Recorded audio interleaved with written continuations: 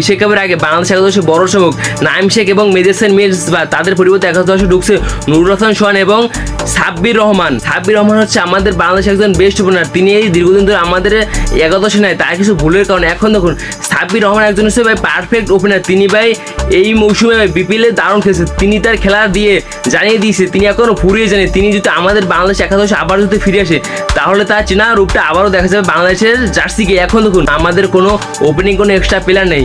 সাব্বির আমাদের একাদশে ঢুকলে আমাদের অনেকটাই ভালো হবে। বর্তমানে আমাদের একাদশে ওপেনিং প্লেয়ার হচ্ছে পারভেজ হোসেন ইমন এবং তানজিদ তামিম। তারপর তাদের সাথে আছে লিটন দাস এবং সাব্বির যদি যোগ দেয় তাহলে আমাদের ওপেনিংটা আরও শক্তিশালী হয়ে যাবে। এখন দেখুন আমাদের বোলিং সাইডে আছে তাসকিন আহমেদ, মোস্তাফিজুর রহমান, তারপর সাকিব।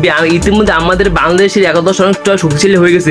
টি-20 সিরিজটা আমরা ম্যাচ জিততে গেছি পাকিস্তান এবং শ্রীলঙ্কার সাথে। বর্তমানে আমাদের টি-20 স্কোর অনেকটা শক্তিশালী হয়ে গেছে এশিয়া কাপের আগে। এখন আমাদের কিন্তু অনেক ভয় পাচ্ছে অনেক বড় বড় টিম।